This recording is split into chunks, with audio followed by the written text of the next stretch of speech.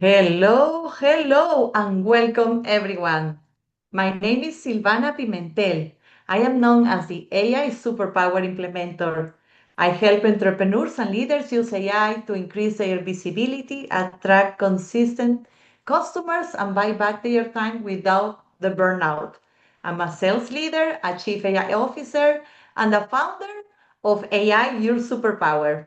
I'm also the host of Happiness by Habit and IA para el Éxito podcast, TEDx speaker and bestselling author, all with one focus, turning AI into a practical, revenue-driving advantage that works in the real world. We are so excited to have you with us today for AI, decisions, data y lo que le sigue. As AI continues to shape industries, influence decision making, and redefine the future of work, it is essential that Latina voices, perspectives, and leadership are not just included in the conversation, but actively leading it. Today's conversation has been thoughtfully organized by Prospanica Latina Track Committee and focuses on visibility, representation, and impact. We will explore how Latinas are contributing to AI across sectors, the opportunities and challenges that exist in this rapidly evolving space, and why being part of emerging technologies is not optional, it is essential. By centering our experiences and expertise, we help ensure that innovation reflects the diversity of the communities it serves.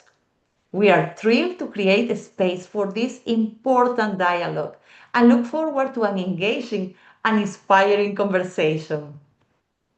Now that we have set the stage, we are excited to transition into the heart of today's conversation, our panel. This dialogue brings together leaders who don't just talk about AI, but actively shape how it is designed, adopted, and used in real world concepts. Each of our panelists approaches AI with intention, centering ethics, accessibility, and impact in their work and leadership. Our panelists bring perspectives across data, strategy, ethics, and harm reduction. Together, we will share lessons, learn practical strategies, and personal reflections on how AI is influencing their industries and how we can ensure it becomes a tool for opportunity, particularly for Latinas professionals. And with that, it is my pleasure to introduce today's speakers. Our first panelist is Amy Hill, a business intelligence and data strategy consultant who helps organizations turn complex data into actionable decisions. She specializes in practical business intelligence and responsible AI adoption with over a decade of experience helping healthcare and nonprofit leaders focus on the metrics that matter and use AI to drive confident real world results. Building on the academic and research based perspective of mentorship, our next panelist brings a leadership and coaching lens grounded in practice and lived experience. Laura Camila Rivera is the founder of Cami Studio, which stands for Creative Automation Marketing Innovation, and functions as a strategic marketing consultancy based in Puerto Rico, helping purpose driven organizations future proof their brands and storytelling.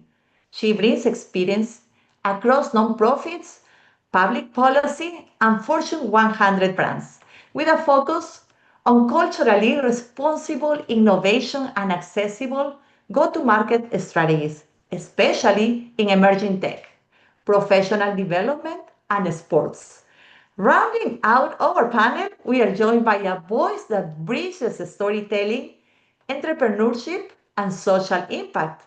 Kim Owens, a multidisciplinary professional writer and founder of Bass Boulevard, where she provides content strategy and event marketing for B2B and nonprofit clients. With a background in journalism and commitment to social justice, She brings a human-centered perspective on how technology, ethics, and storytelling intersect. Please join me in giving a warm welcome to Amy Hill, Laura Camila Rivera, and Kim Owens as we begin today's panel discussion.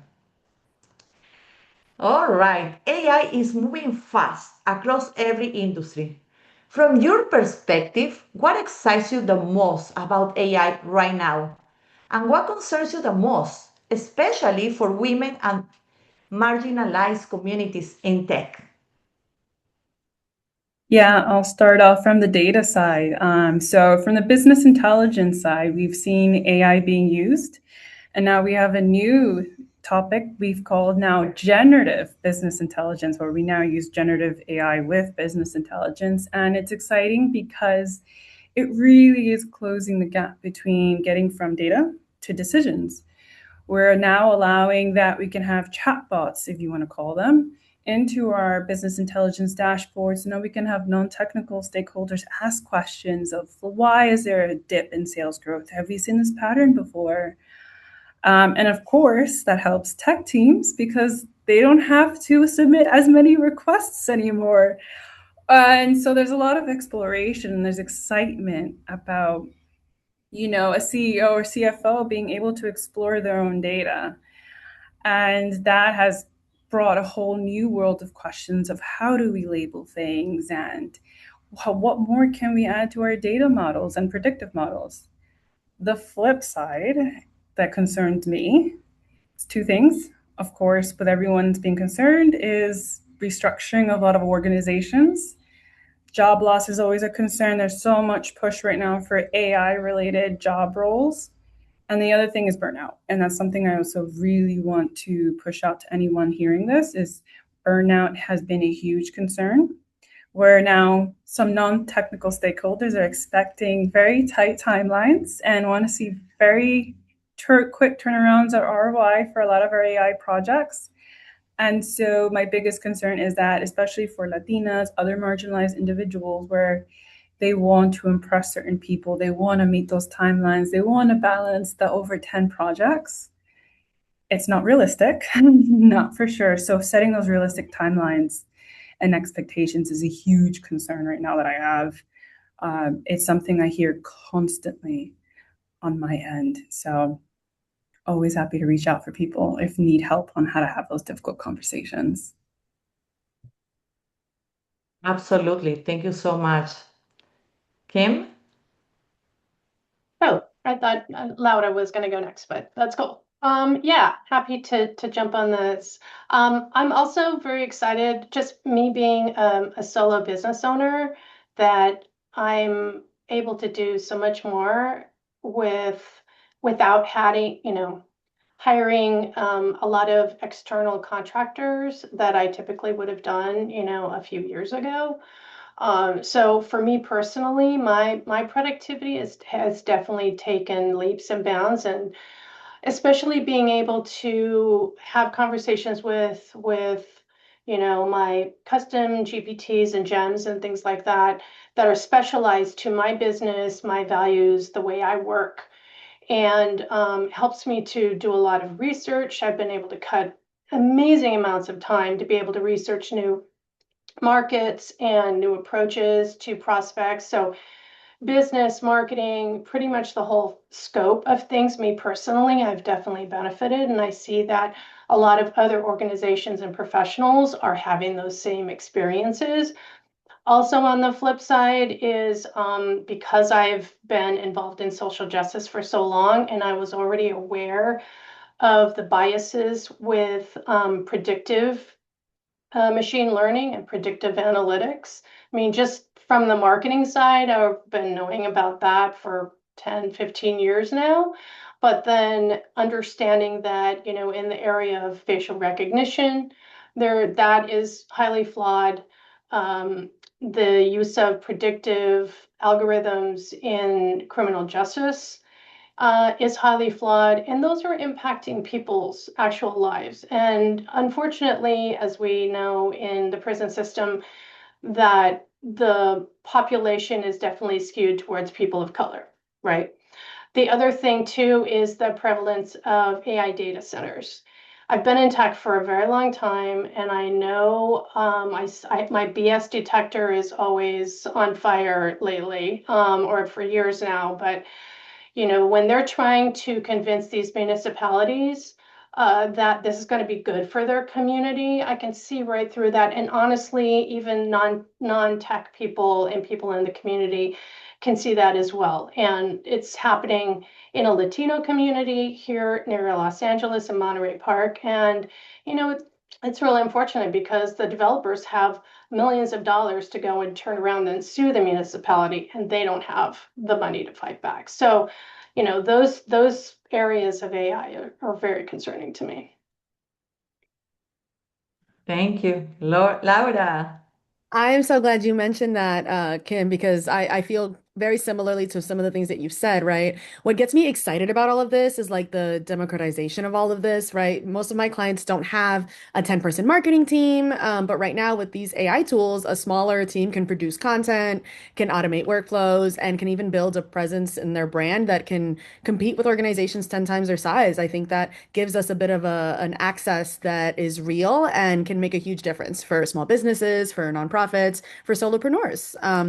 But every AI model is encoding someone's perspective, right? It's got someone's data, someone's blind spots. And right now, the teams building a lot of these tools, they don't look like us. So they're not looking at our experience. And Latinas, women of color, and our communities need to be learning these tools so that we're not dependent on others for using them. That we need to be engaging with the policy conversations about how AI is regulated. And we need to be building these tools in ways that center our communities first, not as an afterthought. We can't stay still or we will fall behind. 100%. Right on, ladies. Laura, your work sits at the intersection of AI, storytelling, and brand. How do you use AI tools to scale messaging while still protecting authenticity and community voice, especially when working with underrepresented audiences?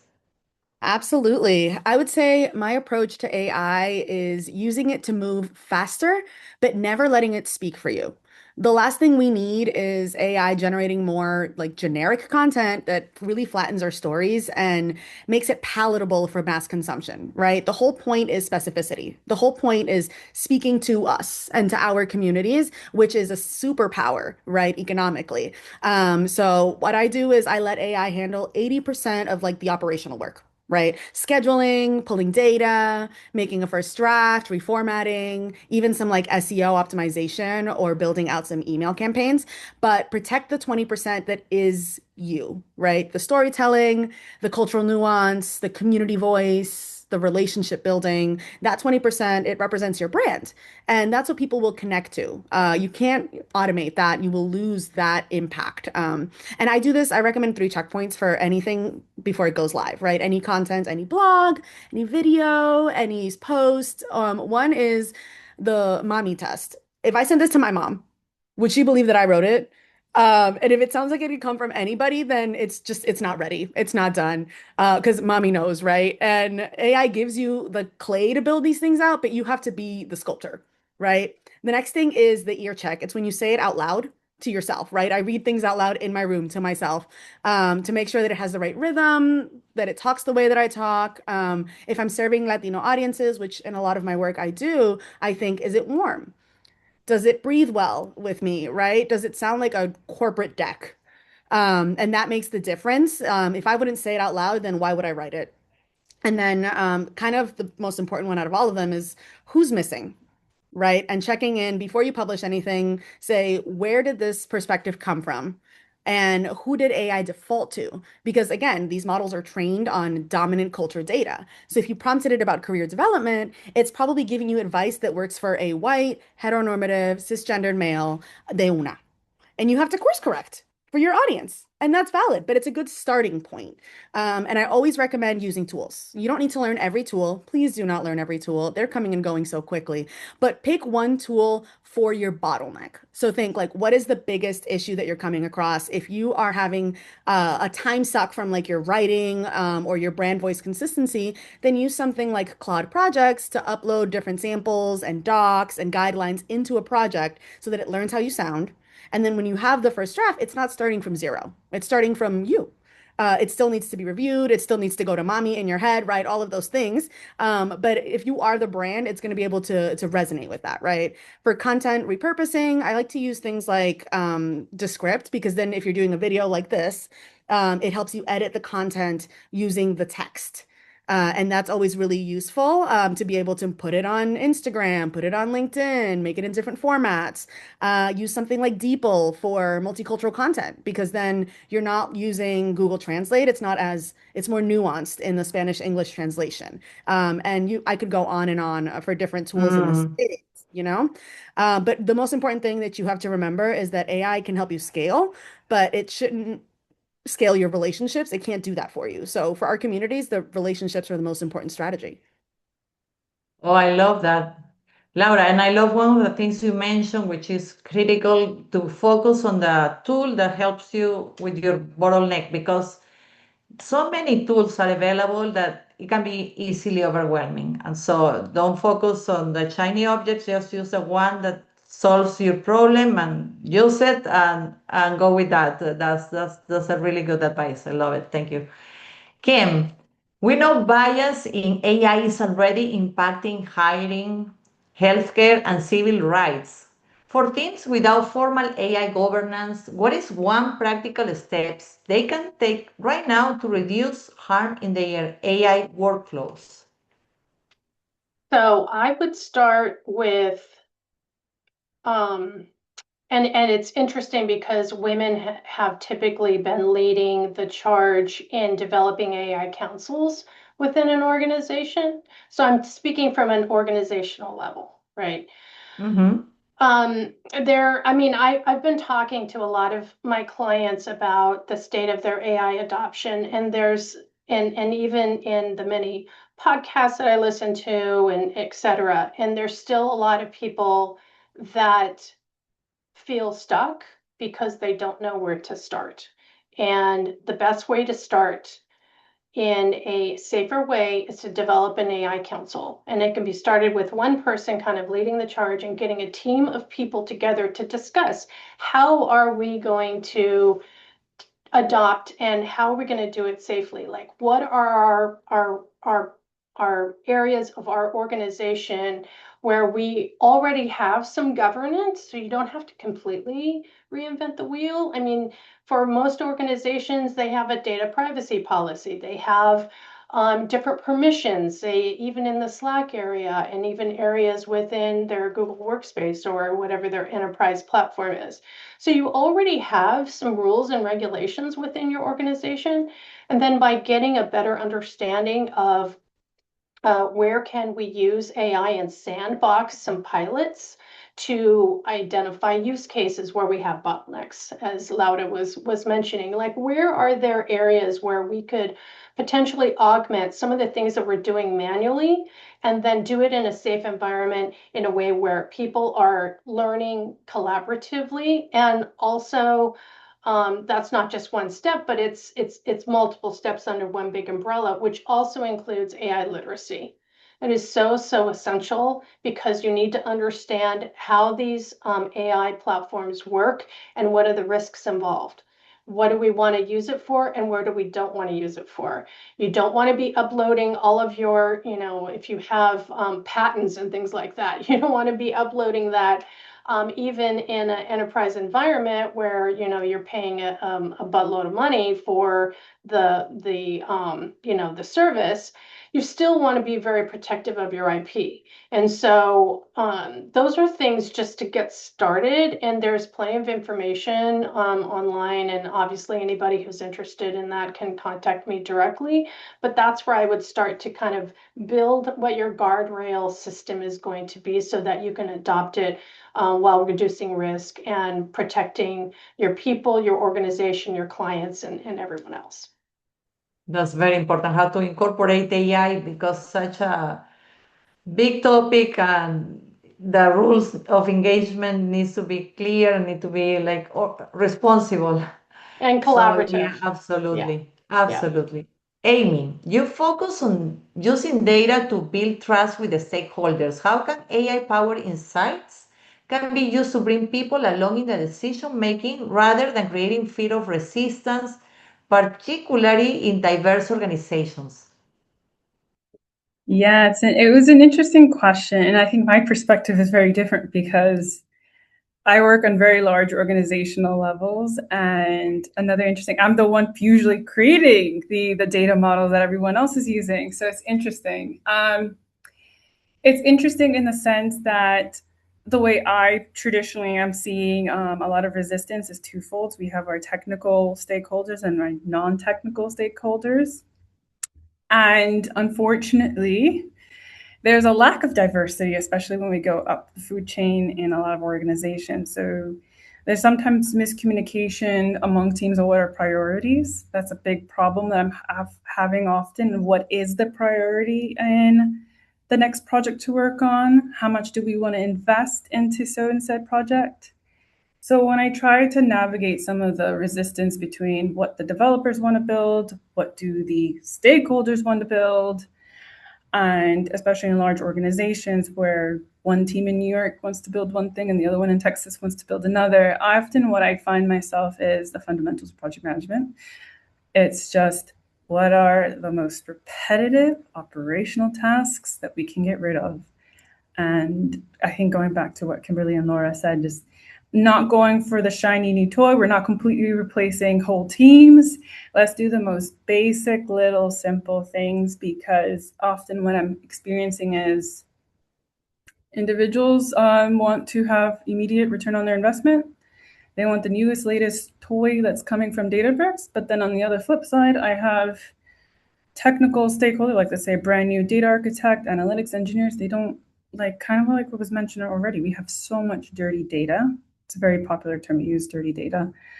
Data is either full of, we have missing data, we have incorrectly formatted data. There's so many issues with our data where we still don't want to actually even introduce AI. I still don't like to introduce AI if possible, because I just find a lot of the data it's going to produce incorrect results anyway. So I try to convince on both sides, okay, how do I give the new analytics engineers exciting projects that they want to work on? Let's just get basic, good data foundations in there, while also trying to keep the guys that are keeping the boat running. Okay, you guys want a new predictive model that's going to allow you to look at your sales? Great. Let's maybe add some new descriptions, add in a couple, what data do we already have? Things of that nature. So a lot of it is trying to compromise by those two large groups is how I see it.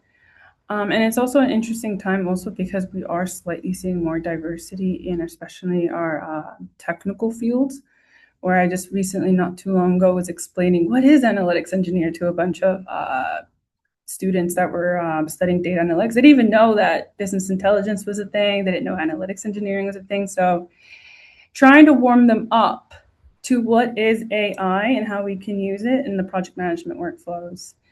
But a lot of it is just translation of needs, trying to get back together. And actually, that's why I think Latinos, especially us, we're really good at communicating in different words, in different languages, right? It's just how do I communicate the same principle, but in 5 different formats. So fun fact, I also do the same thing where I have my own little gems, because I'm not a procurement specialist. I'm not a hospital director. And I have all my meetings described, understand what were the hot words that they needed, and then I try to build technical terminology so I can help to get them the product that they need. So a lot of the friction is just communication, misunderstandings, and prioritization, in my opinion. I love it. Absolutely. I would like to ask a question to the three of you about AI. A lot of people are very afraid of AI. Some people really went in and learned, but it's overwhelming. But some others are really reluctant to go and learn AI. What advice would you give them about learning AI? Let's start with Laura. I'll go Oh, you first. go first, Kim, dale. Oh, sorry. Just because I've been thinking about this a lot with the conversations that I've been having with people. I understand, and the resistance to AI is definitely growing. There were a lot of AI commercials during the Super Bowl, and a lot of Yes. people were not too keen on some of those. Um, and this caught my attention when the Ring camera commercial came on about, the dog finding feature. And it didn't go as they planned in terms of people thinking that that's a good thing that they want, especially in this age of geopolitical turmoil and upheaval and chaos, and especially in our country, where surveillance is just kind of really, really getting crazy, and the government is punishing citizens and things like that. I can see why all of that is really freaking people out, and I'm just going to be honest about that. At the same time, though, there's two different things happening. First, you're using AI whether you want to or not. So it's already embedded in things like our phones, in the different platforms that we use in our work environment. It's in a lot of SaaS platforms already, whether you're in marketing or sales or, accounting or what have you. It's already embedded in that. And the more that it's going to continue to be more embedded. And so once you need to really know what's going on in order to make really important decisions, and also the job side of things. There's a lot of really a lot of concern over, and rightly so, about the loss of jobs and people being replaced by AI. And so the best way to ensure that you can retain and grow in your career is to become educated, because it's just like, if you're wanting to stay healthy, what's the best way to stay healthy? Know what's in your food, know how to eat healthier. So, I understand the resistance. I totally get that. But at the same time, I think it's important for people to know what's coming and know how it's impacting them personally, their careers, and their businesses. Absolutely. That's awesome, Kimberly. And I think part of it is also people get scared when you say like learn AI, right? Like they're like, just learn AI, it's easy. And that fear is so valid, right? Like we don't have to skip past that. Every time someone says Yeah, learn AI, they're like because they don't know where to minimizing. start. Yeah, a very real fear that people have, especially for women of color who already had to fight harder to get to where they are, right? Like if you're someone who clawed your way into a career without a safety net, and now someone's telling you like the game is changing, like it's not irrational to be afraid. It's not irrational to be exhausted, right? But the first thing that I would say is you don't just need to learn AI, you need to solve a problem that you already have. And you can see if AI helps you do that, right? It feels enormous when you just say learn AI, but if you're saying I spend 3 hours every week doing social media content and I want that time back, right? That's a good starting point. And maybe like I need to translate this proposal to Spanish language for another client and I want it to sound natural. That's a starting point. You don't need to understand how all of the models work. You don't need to understand how every single feature of every single tool works, but you do need to know what your bottleneck is and try a tool to fix it. And then my second biggest piece of advice is what we're already doing here, which is finding your people.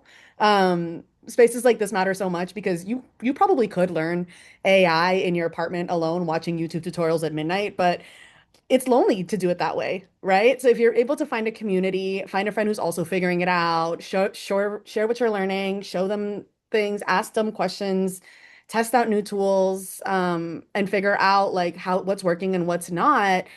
You kind of build that trust in that community out, and it makes it more easy to adopt, if that makes sense. Because at the end of the day, like AI is not going to replace you, but someone who knows AI could, right? They're going to have an advantage.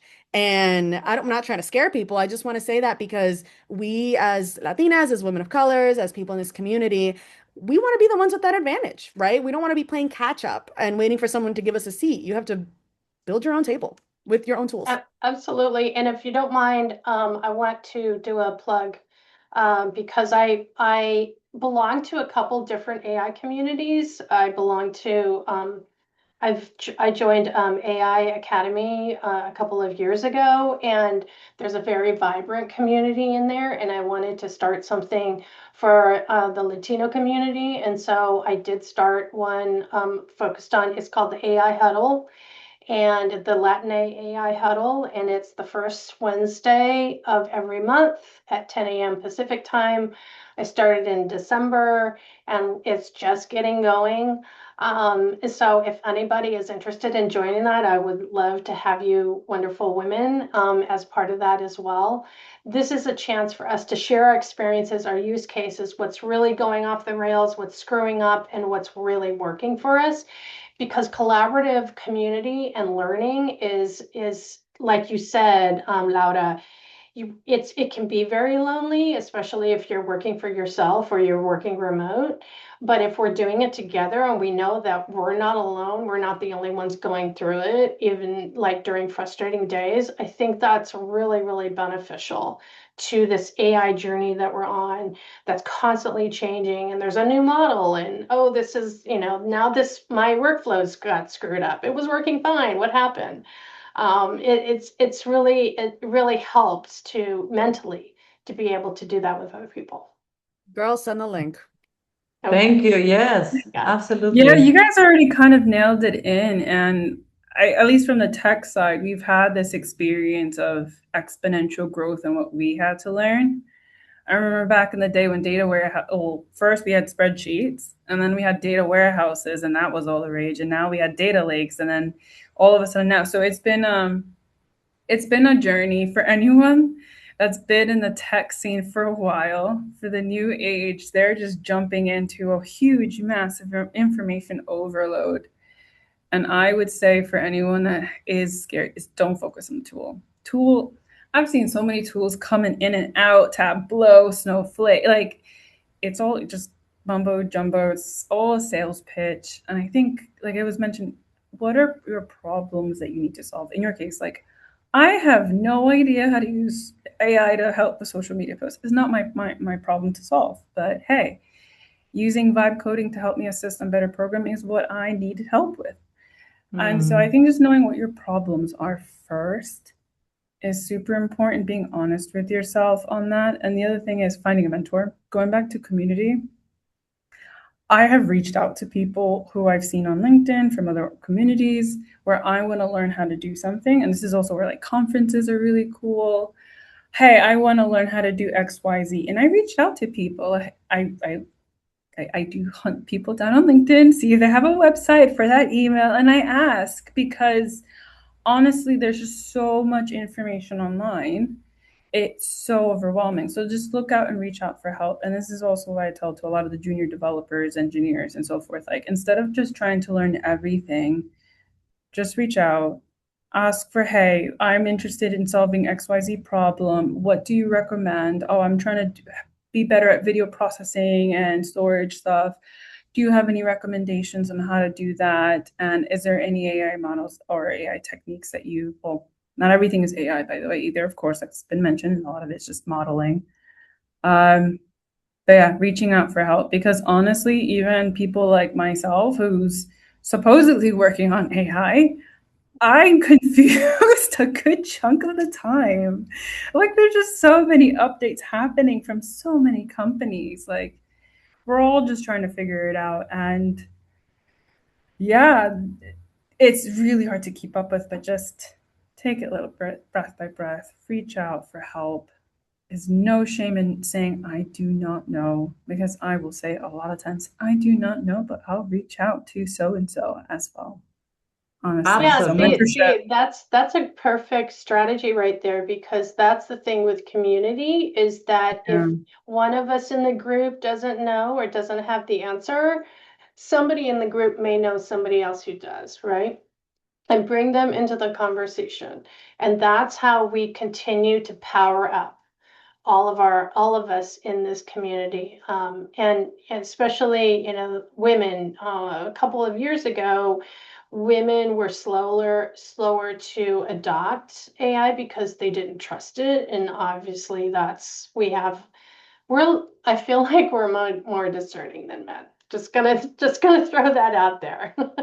Don't at Mm. me, but I think that a lot of the people involved in leading AI ethics policy and development are women and women of color. right? Even if you look at like Joy Buolamwini and Timnit Gebru and some of the others, you know, these are all women of color, and but we have definitely caught up. In fact, women adopting AI is almost the triple rate of men. So we're definitely catching up, and I really want us to continue that trajectory because there is so much at stake. This is like a pinnacle time in humanity. Like seriously. There's some Absolutely. really scary stuff that I'm reading. The safety report from Anthropic recently. I'm like, oh my God. Oh my God. I'm not going to get into it here. Maybe I'll share it later in the chat and the LinkedIn post. But man, oh man, so this is what I'm talking about. Like, we really need to know about what's coming and what's already here now, as far as Yeah, what AI is, the risks and harms, potential harms involved. Yeah. absolutely. One thought that I would like to share is the using AI as a thinking partner. And that is a very powerful way to get related with AI and actually to use it as a superpower. Because if you think about it, before when we didn't know about something, we say Google it, right? But now the latest and greatest is take advantage of such a powerful tool, which is AI. So I would encourage the people who are listening who might be intimidated about AI and just start with a small win. Start small, just use a tool that you are familiar with. You don't need to just get distracted with all the shiny objects because they are hundreds or thousands of new AI tools like monthly. Is crazy. So I would encourage the people who wants to do something with AI just start small wins and and when they have questions about how to do things, ask the tool. It will advise us most likely the best way because if we want to know how to use like the AI tool as a thinking partner, we can ask. Okay, one exercise I love to do when I teach AI is okay. Ask OpenChatGPT, which is one of the most popular tools that people are familiar with, and say, okay, first of all, download it on your phone, computer, everywhere all the devices that you can. And a second thing is to use a voice feature because it's much more conversational and it's easier to use. And say, I would love to use you as my thinking partner. Ask me questions so you can get to know me and we can and you can get to know me and help me solve my challenges. And so that's an easy step and a small win that we can get all just get us started. Let's talk about AI. I mean, you guys, you ladies already mentioned this, and this is a revolution. It's something fast and furious. It's happening. It's not coming. It's here. And what one thing we don't have is time. What are your feelings, or what would you recommend people to do about that? Like about get on board with AI, but especially from the application point of view. What are some case studies that you have used it that were successful and that you can recommend the listeners?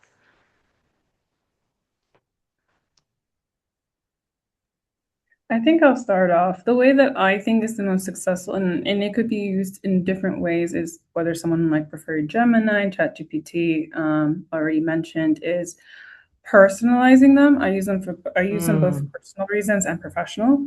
And in both Mm-hmm. cases, it fundamentally comes down to I want it to know me, the version of me I need it to be. And then this also goes into privacy a little bit. So for example, I want it to know that I am a Latina, first generation, or something like that. I want it to know, have a specific tone, warm.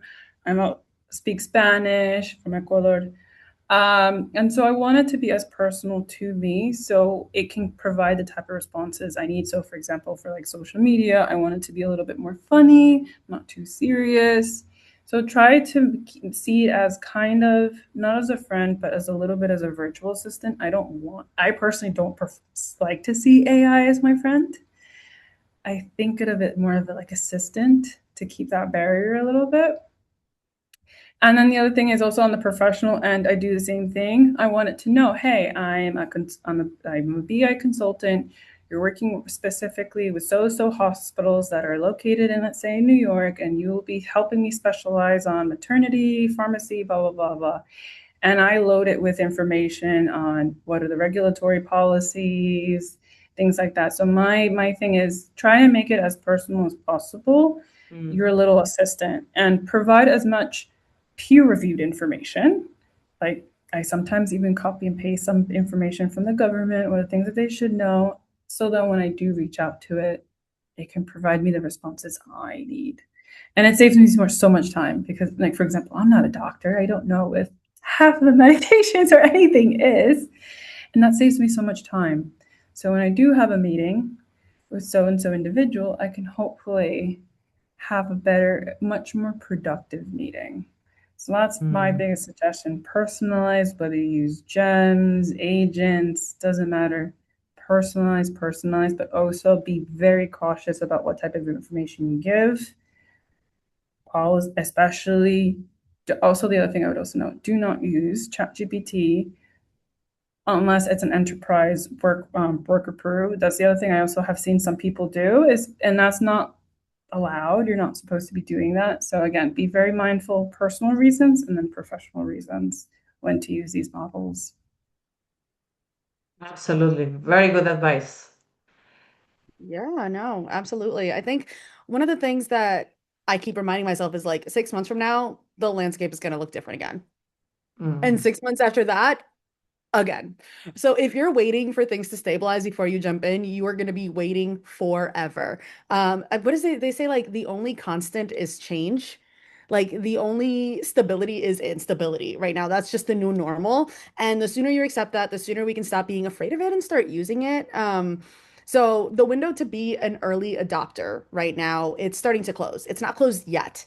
So for our communities, it means you need to get in now so that we can be shaping this instead of just reacting to it, if that makes sense. And I think a lot of that is change management. And people are like, oh no, I'm not good with change, but that's not true. You've changed jobs, maybe you've moved cities, maybe you've learned a new language. What you're afraid of is not change. It's something specific. It's about losing relevance. It's about looking silly or being left behind or starting over. Name the real fear, because once you name it, it gets smaller, and then you can actually do something about it, right? And in this particular case, like you're not behind, nobody's ahead, right? Like even the people who look like they have it all figured out, they're also still learning in real time because things are still changing. There's no AI expert with a 10-year record because this wasn't doing this 10 years ago, right? So we're all figuring it out. The difference is that some people are figuring it out while using it. And some people are Mm. watching it from the outside, waiting for things to slow down.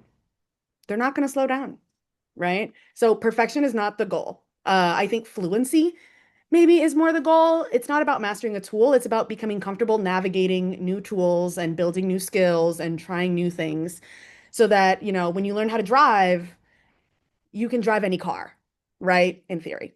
The goal here is learn how to drive, learn how to prompt, learn how to engage so that you can then move into all of these different tools and engage in that way. Um, we're all figuring it out. We are all figuring out. Kim, we have a question from Beth. She would like to know how to connect with this AI community of yours. Oh, okay. Yeah, just have her. I'm on LinkedIn, so if she can just DM me on LinkedIn, and then I can invite her to the calendar link. That's awesome. Absolutely. Yay. Yes, perfect. And I think that is so powerful, the power of community, and we all touch on that because is what is gonna we all need a place where we belong. We need to belong somewhere to share our wins, to learn from each other. So belonging to a community is definitely gonna be and make a difference.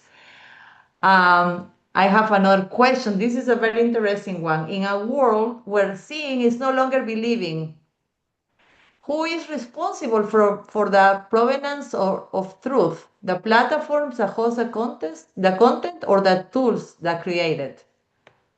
I love this question because this is also on my mind. That video came out between Brad Pitt and what's his face? I can't think of his name.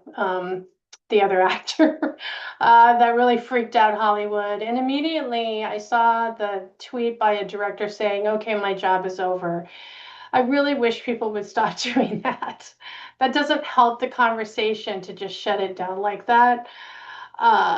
We had Mark Zuckerberg here in LA today, facing a court case about how Meta has failed at protecting users and has benefited financially from the addictive nature of social media.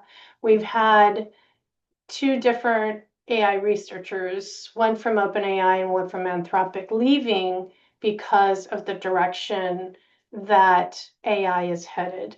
And one of the researchers from OpenAI was saying something to the effect of, "We are repeating the same mistakes as we did with social media.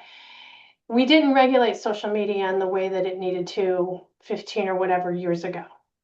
We're doing the same thing now. This federal government does not want to regulate AI because they are personally, some of them in positions of power, like the AI czar, David Sachs, is personally financially benefiting from the lack of AI regulation.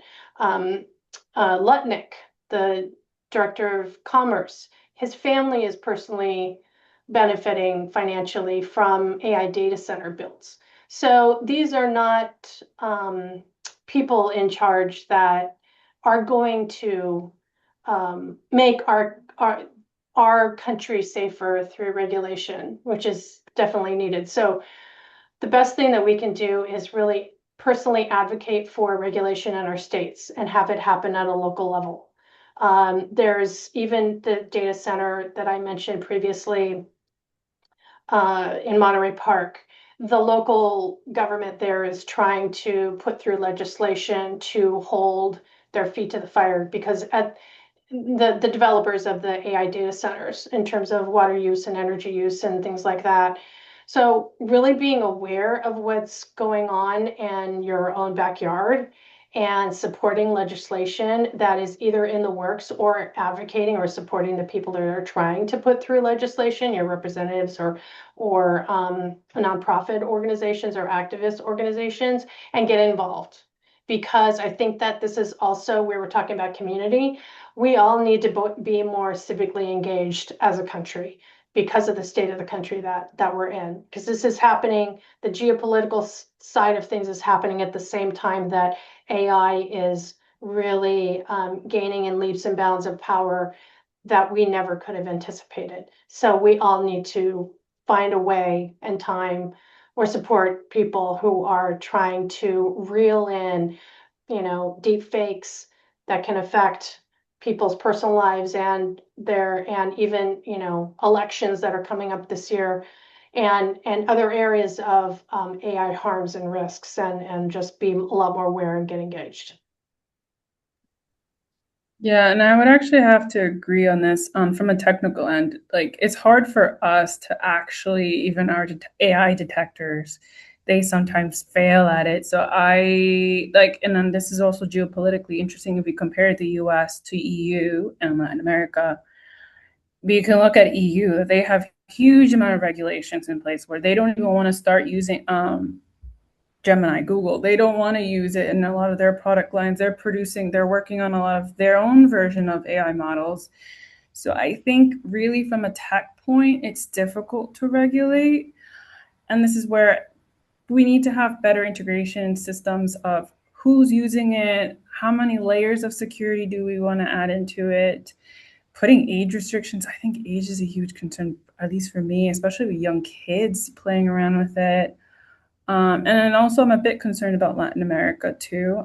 There's been a huge shift lately in tech roles being shifted this is not a great time, but a lot of tech roles, entry level, are being closed out in the US and being shifted to, right now I'm in Mexico, for example, right now. They're being, and Costa Rica, they're opening up a lot of these positions over here because it's lower pay and so forth. And there's a lack of regulation here in Latin America. So a lot of it, I think, and I say this as a Latina, like, you know, my family's from Ecuador, we need to push for deep AI regulations, not only here in the US, but also in our home countries, because this is just because even if you do one regulation in New York, they'll just off ship it to somewhere else, unfortunately. So I think everything starts, and we should push forward much more in our governments here at state level, federal, countries, because that's the unfortunate movement that's happening right now, especially with these tech roles. Yeah. Yeah, and I would say like this keeps me up at night, you guys. Like this this question is like the problem is that nobody right now is fully responsible, right? And AI doesn't have like a truth standard, it has a confidence level. So it'll tell you something completely wrong in the same energy that it thinks it will tell you something completely right. So and a lot of people can't tell the difference. So I think it's layered. I think one is the builders have a responsibility, right? The companies creating this model, they need to be transparent about what the data is, where it's coming from, and what's missing. Because right now, all these models are being trained on data that overrepresents certain perspectives and underrepresents others. So we need to know what that looks like so that we can figure out whether or not we trust it, right? The platforms have a responsibility as well, right? Because if someone Googles something and the AI overview gives them an answer at the top of the page, it has like no source, no context, no nuance. And that platform is making an editorial decision for you. They're saying, this is the answer, not this is an answer. And people trust it because it looks authoritative. So platforms need to start showing their work. Um, Users have a responsibility because we need to stop being passive consumers of AI output. If you ask AI a question and you take the first answer without checking it, that's on you. I tell my team that all the time. Like AI is a research assistant, not like a fact checker. It can be a brainstorm partner, but it's not a source of truth, and you still have to verify it. You still have to think critically, and you have to bring your own knowledge and your own judgment to the table. And policymakers have a huge responsibility right now. I just finished studying public policy because I believe that the rules around like who gets to do what with technology shouldn't be written only by the people who are profiting from it. So we need to regulate, we need to protect our communities, and make sure that things are being shaped by people who understand the communities being affected. Because our history has been told by other people for a very long time. It's been edited to fill someone else's narrative, and our contributions have been erased from textbooks and boardrooms forever. So when AI comes in and it's like, oh, I'm giving you like this scalable truth, I take that really seriously because if we're not careful, AI becomes the newest version of the same problem, which is someone else defining our reality for us. So I would Mm. say the main thing is we become critical consumers and you demand transparency from the tools that you use and you teach your communities that just because AI said it was true doesn't mean it is. Absolutely. Right on. That's very critical. We need to use, we can use the tools, but as they can be a superpower, they can be really something that can be used for to damage a lot. So trust but verify. Always verify the information. Set some, be careful what we share because a lot of information, once you put it out there, is gone. I mean, it's out there. And set some guardrails. That's important. I'd Let's. like to bounce off of what Laura said, because this is something I'm personally looking into, is really spending like carving out some time to understand more about smaller open source models as opposed to relying on the major ones. And that's going to take a little bit of learning on my part. But something that Amy said as well is that, I think that just assuming that, that the US is the only source of our AI platforms and even technology.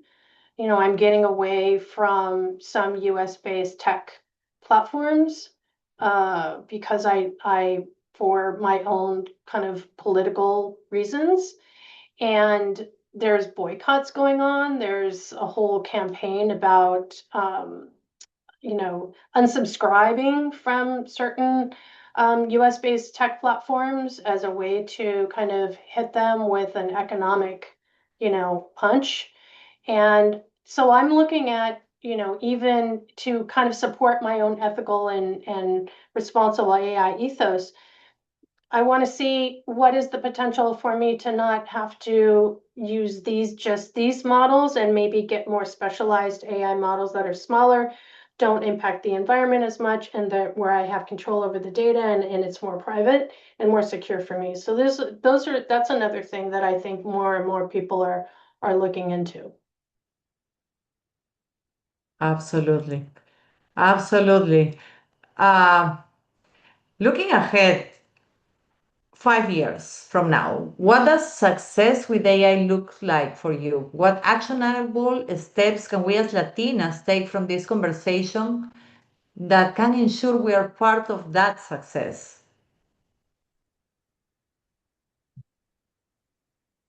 I think for me, it's the same goal actually of seeing more people of marginalized communities in the decision-making roles.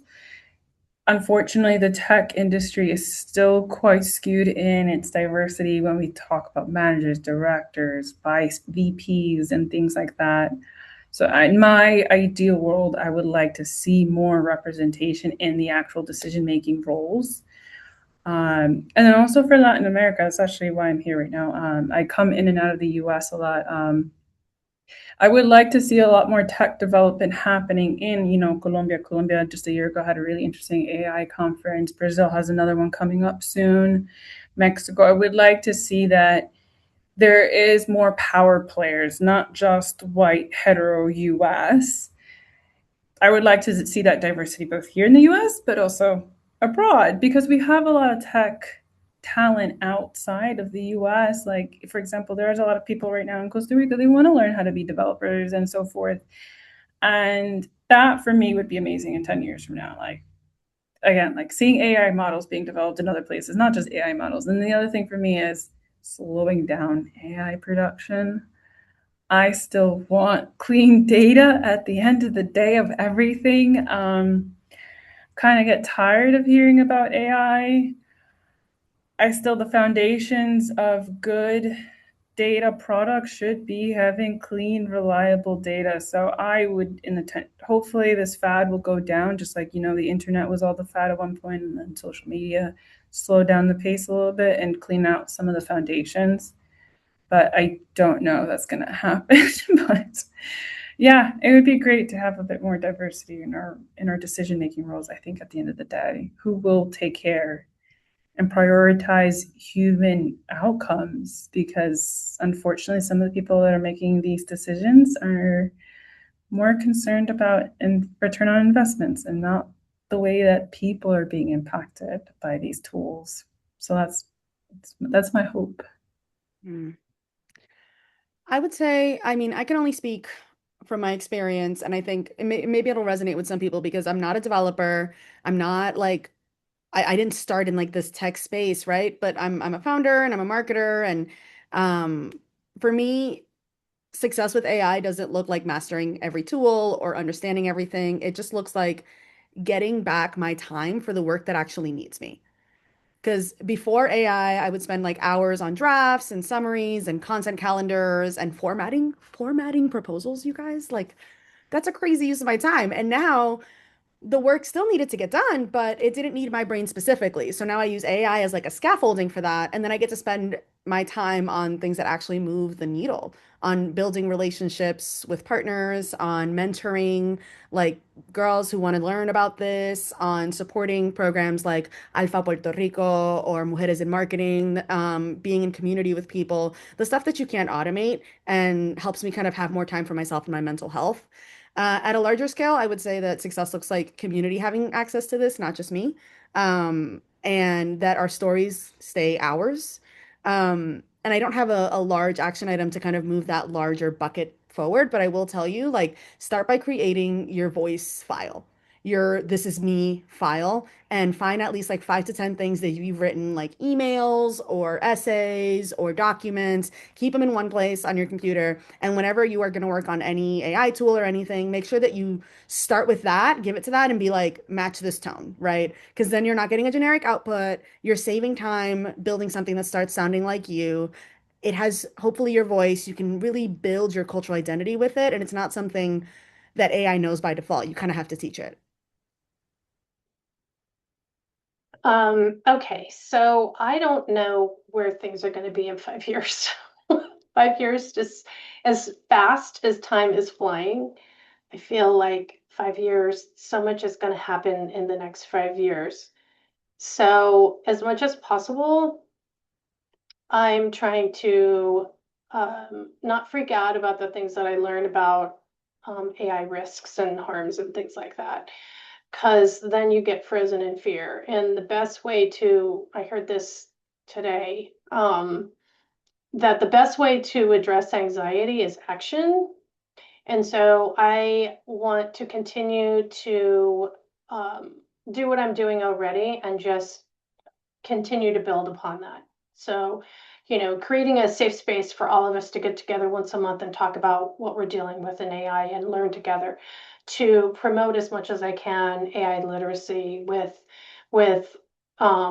colleagues, with my clients, obviously, and doing and helping them to safely onboard and adopt AI is a real big focus for me. Integrating, responsible AI frameworks into that, continuing my own learning so that I can best serve my business and serve my clients, and also have that knowledge to advocate for responsible and ethical AI and regulation, and continue to also pay attention to how it's affecting my own backyard and my community, and do what I can to support the people and show up for even for protests for an AI data center or what have you. So that's I only have control over what I have control over. And so, in the next 5 years, it's going to be a wild ride. And so, all I can say is, you know, learn as much as you can, stay connected with people, share as much as you can with others, and really try not to freak out. It's so funny way to end, but I just, want to convey that to people. So yeah. Absolutely. I agree with you. The way I see it also is gonna be a lot about the implementation of AI more than learning about AI. So I think the success will belong to the ones who go ahead and implement the actions with the structure and speed, right? Money loves speed, they say, but sustainable growth is going to be critical here and requires governance and strategic alignment.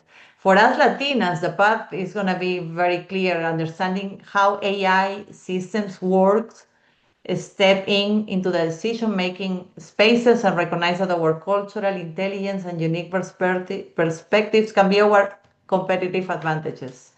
If we're intentional and bold, we won't just adapt with AI, but we will help shape its future.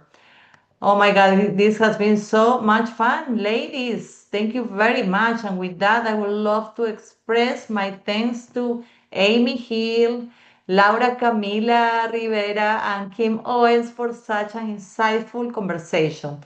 We've covered a variety of strategies and shared personal experiences and really emphasized on the importance of AI.